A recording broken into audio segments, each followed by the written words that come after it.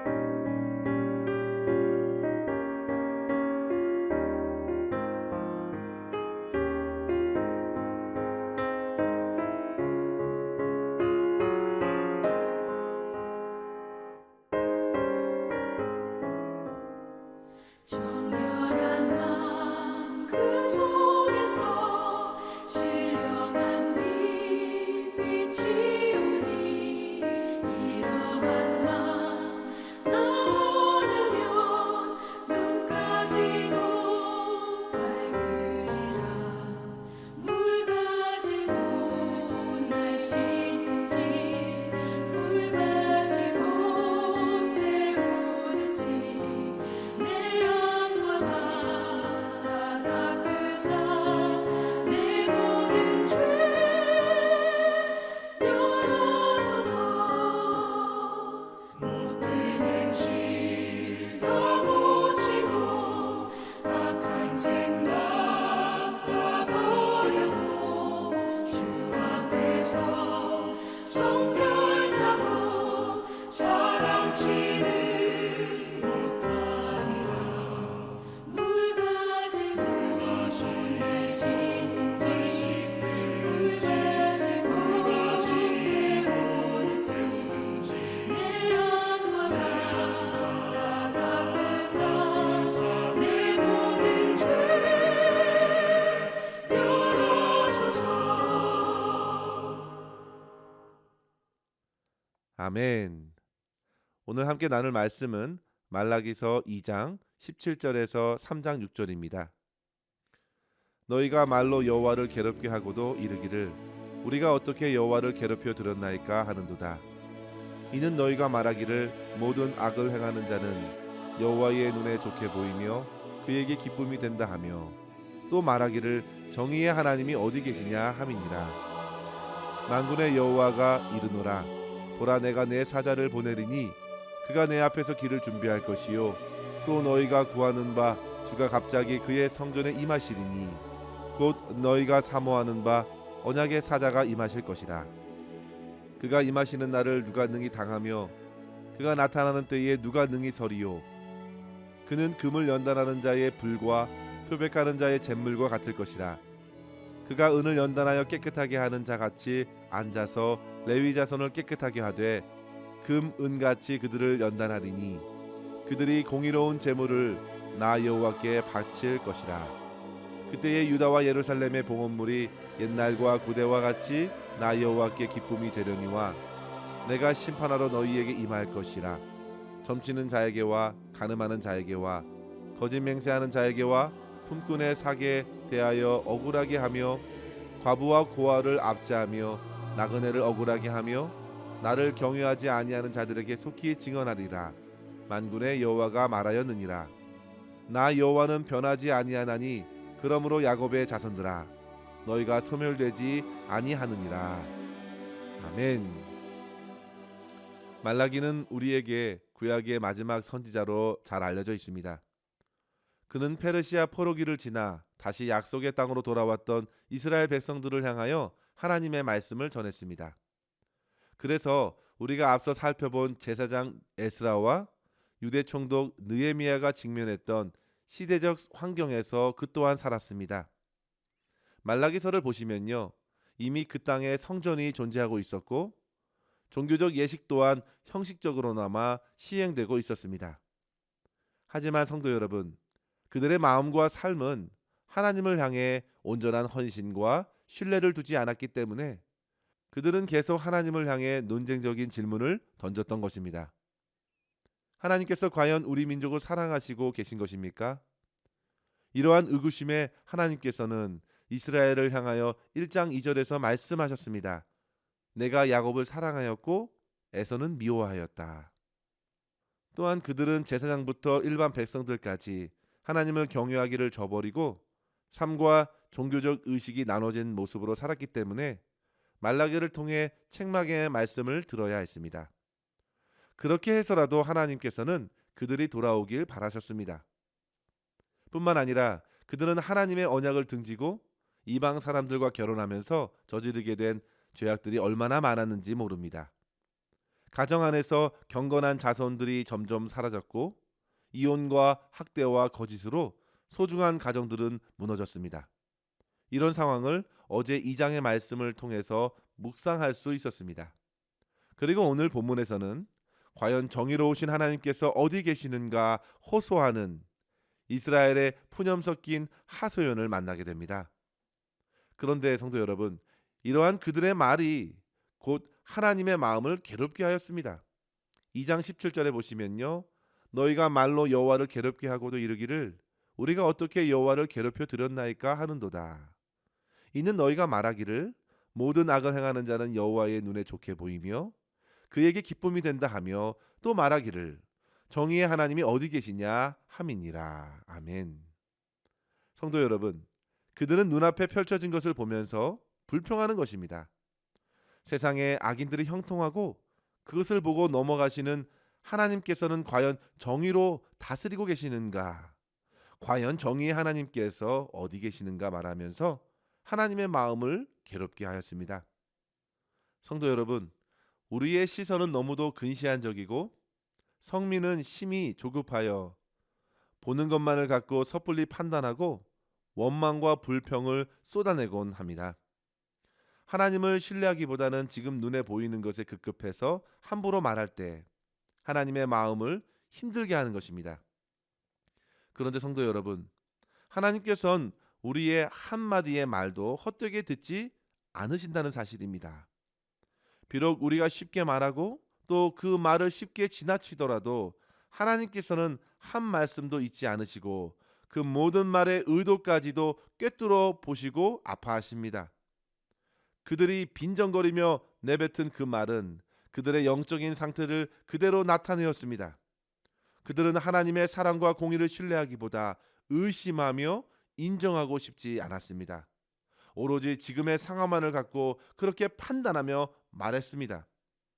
지금 그렇게 그들의 판단은 의롭고 하나님의 침묵은 의롭지 못하다고 여기고 있는 것이죠.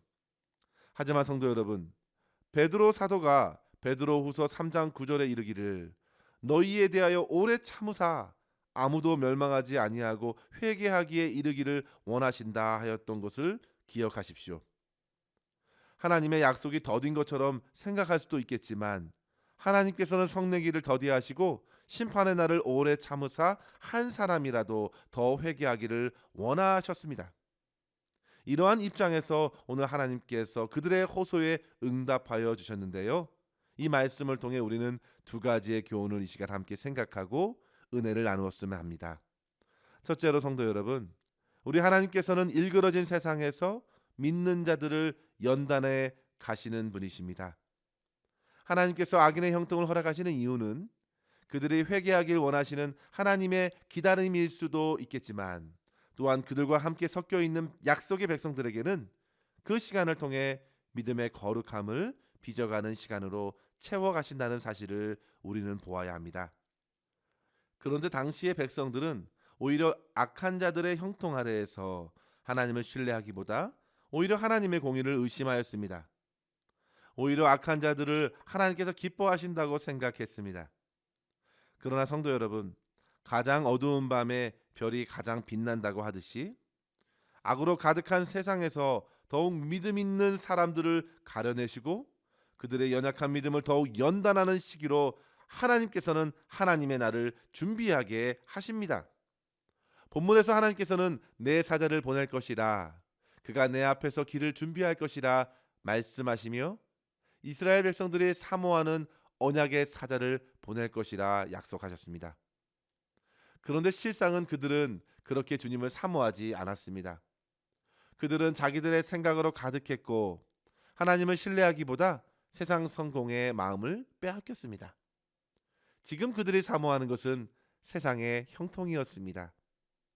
그러나 그렇게 악이 흥황한 시간을 지내면서 하나님께서 붙드시는 믿는 자들은 진심으로 주님의 때, 주님의 날을 사모하게 될 것입니다. 그 사람들이 비로소 주님의 오시는 날을 맞이할 수 있습니다.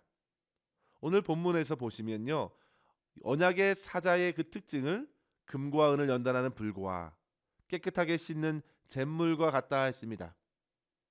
주님을 맞이하기 전에 연단된 금과 같이 정결해지도록 언약의 사자가 그렇게 할 것이라는 것입니다. 언약의 사자는 소멸하는 불이라기보다 불순물을 제거하는 재련의 불입니다. 바로 연단의 과정을 통해 그렇게 성도들로 회개하여 죄에서 돌이키고 깨끗하고 겸손한 마음으로 주님을 더욱 사모하게 하실 것입니다. 하나님은 역사 가운데 숱한 고난을 통하여 이러한 일들을 진행하셨습니다. 하나님께서는 믿는 자들에게 허락하시는 고난을 결코 낭비하지 않으십니다. 사랑하는 성도 여러분, 고난이 지금은 무척 힘이 들지만 결국 순결한 믿음을 빚어낼 것입니다.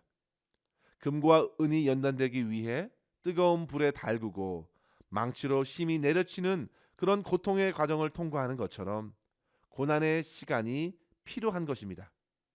사랑하는 성도 여러분, 공의의 하나님을 찾던 이스라엘 백성들이 지금 하나님을 본다 하더라도 과연 하나님의 공의하심 앞에 살아남을 수 있을까요? 과연 아무런 준비 없이 정의를 외치면서 당장 심판하시지 않으시냐고 호소할 수 있겠습니까?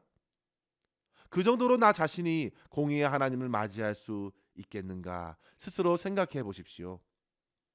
우리 안에서는 과연 불순물이 없겠습니까? 그래서 하나님께서 말라기를 통해 준비하라 하셨습니다. 고난의 시기, 악으로 가득한 시기에 악한 자들을 부러워하고 그들을 따라가는 것이 아니라 반대로 주님을 사모하는 마음으로 고난을 받아내고 연단되어 자기를 깨끗하게 함으로 주님을 맞이하게 하셨습니다. 사랑하는 성도 여러분, 그 사자는 역사 가운데 주님보다 6개월 먼저 왔던 세례 요한으로 성취되었지요. 세례 요한은 회개의 세례를 전하면서 사람들에게 예수님을 맞이할 준비를 하게 했습니다. 오늘날 우리도 그와 같은 하나님의 사자를 만납니다. 바로 하나님의 말씀입니다. 시편 119편 9절에서 11절에 이르기를 청년이 무엇으로 그의 행실을 깨끗게 하리이까 주의 말씀만 지킬 따름이니이다. 내가 전심으로 주를 찾아 싸우니 주의 계명에서 떠나지 말게 하소서. 내가 주께 범죄하지 아니하려 하여 주의 말씀을 내 마음에 두었나이다. 아멘. 성도 여러분, 주의 말씀을 의지하여 참된 회개를 드리십시오. 고난 속에서 우리가 할 수 있는 최선은 세상을 부러워하거나 하나님을 원망할 것이 아니라 고난당하신 주님을 바라보고 결국 모든 의를 이루신 하나님, 승리하신 하나님을 더욱 기대하는 것입니다. 주님을 바라보고 정결케 하는 십자가 보혈의 피를 의지하고 회개하여야 합니다. 무엇보다 성도 여러분, 삶의 모든 어려운 상황을 자기의 믿음을 연단하는 과정으로 삼으십시오. 고난 속에서 보석과 같은 믿음이 빚어집니다. 단단하고 정결한 믿음을 주께서 내 안에 만들어 가심을 믿고 주님만 바라봄으로 모든 어려움을 통과하시길 바랍니다. 주님도 그렇게 고난을 당하셨습니다. 주님도 눈앞의 즐거움을 위해 잠시 십자가를 참으셨습니다. 성도들에게도 허락하신 고난의 시간을 통해서 분명 영적인 변화와 성장을 일으키실 것이고 보다 연단된 믿음으로 서게 하실 것입니다. 무엇보다도 진정한 예배가 드려지게 될 것입니다. 상황과 환경을 넘어서는 참된 예배를 드리면서 참된 믿음의 제사를 드리게 됩니다. 형통할 때 드리는 예배가 전부가 아니죠. 오히려 어려울 때, 괴로울 때에도 주님을 신뢰하는 믿음으로 드리는 제사, 한결같이 주님을 사랑하는 마음, 주님을 신뢰하는 마음으로 드리는 예배, 그 예배로서 하나님께 영광 돌릴 수 있는 저와 여러분 될 수 있기를 주의 이름으로 간절히 축원합니다. 둘째로 성도 여러분, 공의의 하나님께서는 반드시 교만하고 악한 자들을 심판하신다는 사실을 믿으십시오. 주님께서 반드시 심판하신다고 5절에 말씀하십니다. 점치는 자, 간음하는 자, 거짓 맹세하는 자, 품굿의 삭세에 대해 억울하게 하고 과부와 고아를 압제하고 나그네를 억울하게 대하고 하나님을 경외하지 않는 자들을 심판하신다 하십니다. 주님께서는 예나 지금이나 한결같으십니다. 사람들은 변질되고 세상의 환경은 바람의 방향처럼 이리저리 바뀝니다. 그러나 우리 하나님은 변함없이 공의로우시고 사랑으로 자기 백성들을 붙드십니다. 그래서 신실하신 분이십니다. 이 땅에 믿을 분은 우리 주님밖에 없습니다. 그런데 사람들은 눈에 보이기에 잘 되는 것만 쫓으려고 합니다. 순간적으로 물질의 풍요와 세상 유행을 따라가려 합니다. 그것이 비록 악한 길이라 하더라도 순간의 형통을 추구하려 합니다. 내심 악인들이 멸망하길 바라면서도 자기도 그 길로 가는 것입니다. 은근슬쩍 속으로 그들의 성공을 부러워하기도 합니다. 그러니 하나님께서 말씀하시죠. 세상에 점을 치는 것, 간음, 거짓말, 고용주의 횡포, 구제하지 않고 오로지 자기만 아는 이기적인 마음들, 약한 자들을 배려하지 않는 무정함, 모두 다 하나님을 무시하는 데에서 나오는 삶의 태도라 알려주십니다. 그 길에서 돌아서라고 말씀하십니다. 거기에는 하나님의 심판의 불을 피할 곳이 없기 때문입니다. 사랑하는 성도 여러분, 악인의 형통을 내버려 두심은 회개하기를 기다리시는 주님의 사랑이기도 하시지만 그 사랑을 인간적으로 이용하다가는 엄청난 심판을 피할 수 없다는 양면성을 갖고 있습니다. 하나님을 무시하지 마십시오. 속히 돌아서야 합니다. 그리고 악인들의 성공을 절대로 부러워하지 마십시오. 대저행악자는 장래가 없고 악인의 등불은 꺼질 것이라고 잠언 24장 20절에 말씀하셨습니다. 사랑하는 성도 여러분, 하나님의 정의로우심을 따라서 자기 자신을 돌아보시기 바랍니다.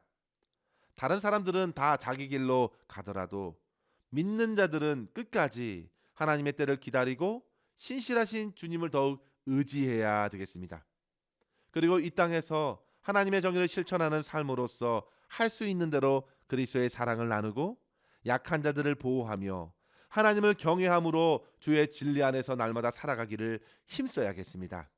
그 안에서 비로소 참된 하나님의 평강을 받아 누리게 될 줄 믿습니다. 이러한 은혜를 오늘도 풍성히 누리실 수 있기를 주의 이름으로 간절히 축원합니다. 기도하겠습니다. 하나님 아버지 감사합니다. 오늘도 진리의 말씀으로 우리의 심령을 깨워주심에 감사합니다. 하나님, 악인들의 형통을 앞에 두고 시험에 들지 않도록 우리의 심령을 붙들어 주시고 주님의 크고 놀라우신 사랑과 공의를 믿음의 눈으로 끝까지 바라보게 하여 주시옵소서.